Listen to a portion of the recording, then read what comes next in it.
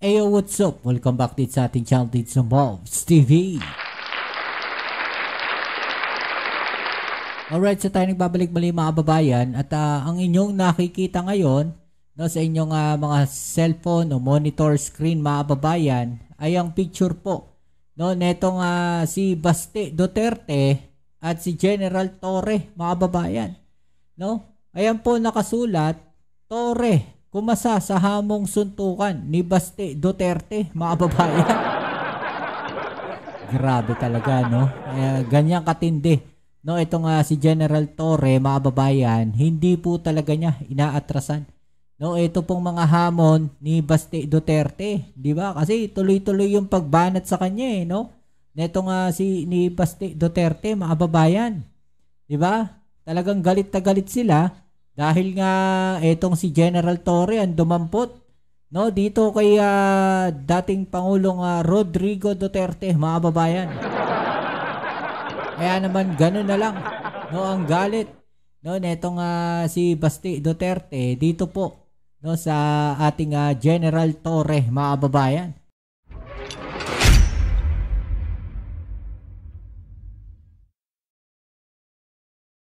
Okay, so yan ang ating alamin ngayon at pag-uusapan. Pero syempre bago ang lahat, please don't forget to subscribe at pakilike naman po ang ating video ngayon. Maraming salamat sa lahat ng mga patuloy na kasuporta dito sa ating channel. Shoutout sa mga followers at subscribers natin. At syempre, lagi ko pong hinihiling sa inyo, sa lahat ng nanonood dito, 1 view, 1 like po sana. Malaking tulong na po yan, mga kababayan. Okay. So ito mga kababayan, grabe hindi ko alam kung matatawa ako o mabubisit ako dito. Kasi, sabi nga dito sa post mga kababayan, nakasulat Torre, kumasa sa hamong suntukan ni Baste Duterte, mga kababayan. Ano ba sabi dito ni Baste Duterte? Kasi matapang ka lang naman. Kasi you have the position. Pero kung suntukan tayo, kaya kita, sabi niya. Kaya daw niya ng suntukan itong si General Torre, mga kababayan. Dahil nga sinasabi niya dito, matapang lang daw itong si General Torre dahil nakaposisyon. O may pwesto siya. O in short, siya nga po yung PNP chief, mga kababayan. Pero sa tingin ba ninyo, kung hindi PNP chief itong si General Torre, papalagan din niya kaya? Itong papalagan din kaya ni Baste, si General Torre, hahamunin din kaya niya ng suntukan, mga kababayan. Kung titignan natin dito, medyo sabi nga nung iba may edad na po. Itong si General Torre kumpara dito kay Baste Duterte. At pinalagan po yan ni General Torre, mga kababayan. Hindi po siya umatras. We can do a boxing match. Maybe 12 rounds. Hindi, mga babayan 12 rounds pa yan, mga babayan, Ito pa malupit yan. At Araneta Coliseum, this coming Sunday, mga babayan. Sa linggo na daw. Agad-agad. Sa linggo na. Bakbaka na kagad. Panoorin natin yung video, mga babayan. Ito yung video ni General Torre na kung saan sinagot niya itong hamon ni Baste Duterte, mga babayan. Okay, so panoorin muna natin to. Okay, let's go. Baste Duterte ng susukan. Ano ang sagot niyo, sir? Mga ulo talaga layo Pati siya natawa, mga kababayan. Hindi kasi alam kung seryoso o totoo yung tanong. Pero kasi sabi nga si Baste Duterte daw yung naghamon ng suntukan Medyo natatawa na lang dito si General Torre, mga kababayan. Kasi parang hindi seryoso yung dating Pero tingnan niyo yung sagot niya. Pero tama-tama dahil marami ang nasa lanta ngayon ng bagyo at baha. Maybe we can use this moment or this opportunity for to raise funds in a charity boxing match. Ayun, mga kababayan, charity. Charity boxing match daw, mga kababayan, para makatulong doon sa mga nasalanta no, ng pagbaha sa Metro Manila at sa iba't ibang lugar dito sa ating bansa, mga babayan. So, marami ba manonood dito? Grabe, no? Ano, pay-per-view. Baka pay-per-view pa to, mga babayan. Pero, honestly, ang tibay ni General Torre, talagang pinakita niya, no, yung kanyang tapang dito, mga babayan. Kasi, sinagot niya eh. Diba? Kumasa siya sa hamon eh. Pinalagan niya. No? Kahit na bata, itong si Basti Duterte, mas bata kaysa sa kanya, no, talaga namang hindi siya natakot, mga babayan. No, at siya pa ang nag-set ng venue at kung kailan. No? Ibay. Basti Duterte ng suntukan. Chief, ano ang sagot niyo, sir? Mga ulo talaga kayo eh. Pero you know, tama-tama dahil marami ang nasalanta ngayon ng bagyo at baha. Maybe we can use this moment or this opportunity for to raise funds in a charity boxing match. This coming, kung para mabilis, this coming Sunday sa Araneta. 2 rounds, pwede. 2 rounds susundukan para maganda. At para medyo marami ang ma-raise natin. Siguro you can find sponsors. Per round, may mag-sponsor. So, let's place their merchandise before each round. So, 2 rounds para medyo marami ang sponsor at marami tayong may raise na.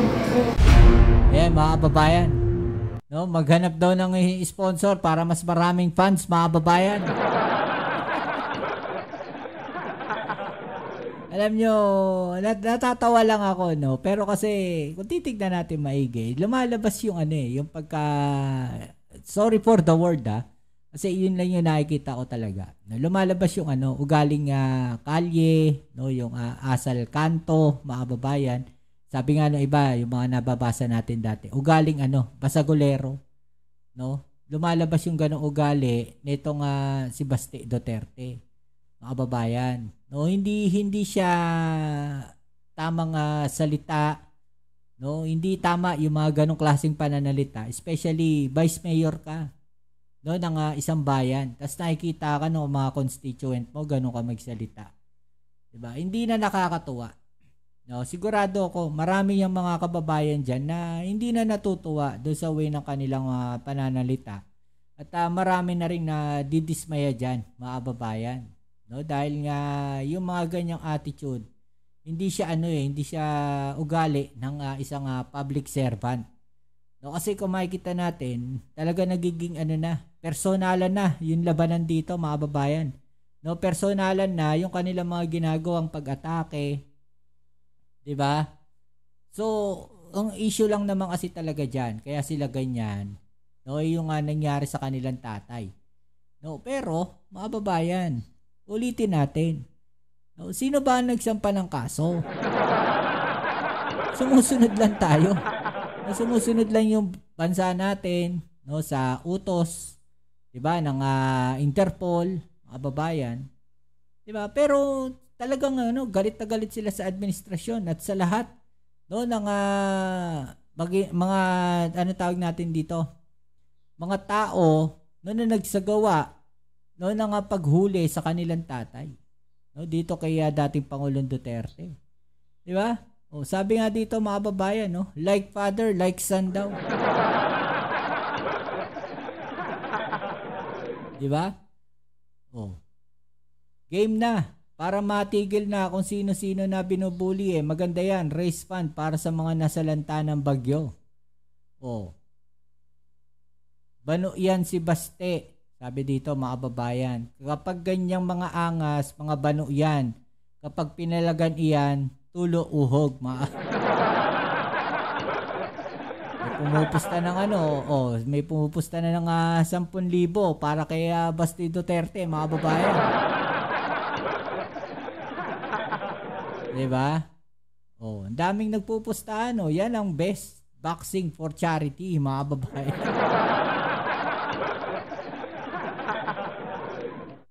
Main event daw, si Mayor Baste versus PNP Chief Torre, undercard si Sir Jack tsaka si Aura. 12 rounds, mga babayan, abangan natin yan. honestly, 'di ba mga kababayan, parang hindi siya magandang tignan, no, para sa mga public servant, no, na ganito yung attitude, ganito yung way ng kanilang pananalita. Diba? Sabagay, hindi na bago kasi nga sabi nga doon sa comment section, ayan, no, like father, like son. Diba? Ganyan din kasi yung kanilang tatay, yung dating Pangulong Duterte, mga babayan. Kaya maraming nadidismaya kasi, di ba, makikita natin kung magmura siya, ganun-ganun na lang. Di ba? Tapos, makikita pa natin si BP Sara, ganun din yung attitude ngayon na parang, sabi nila, wala nga daw sa hulog. Sabi ni, ni Ramon Tulfo, mga babayan, no, na baliw daw at loka-loka itong si BP Sara. Hindi kaya nai-stress na itong mga to sa dami ng problemang kanilang kinakaharap ngayon, mga kababayan? No, ano sa palagay ninyo? Kasi nakulong yung tatay nila, no? Dating Pangulong Duterte, tapos may impeachment si BP Sara. 'Di ba, mga kababayan? Parang parang napagsakluban na sila ng buong mundo na ito, mga kababayan. Kaya ganyan na lang, no, yung kanilang mga ginagawa. Di ba? So, ano masasabi niyo dyan, mga babayan, no? I-comment sa ibaba yung mga opinion at atin yung pag-usapan. Alright? So, yan muli. Maraming salamat sa lahat ng mga patuloy na kasuporta dito sa ating channel. Kita-kits po tayo sa ating next video upload. Shoutout sa mga followers, subscribers, at sa mga palagi po nandiyan dyan. Maraming salamat po sa inyo. Ito muli ang inyong Kuya Mobs sa Mobs TV. Peace. I'm out.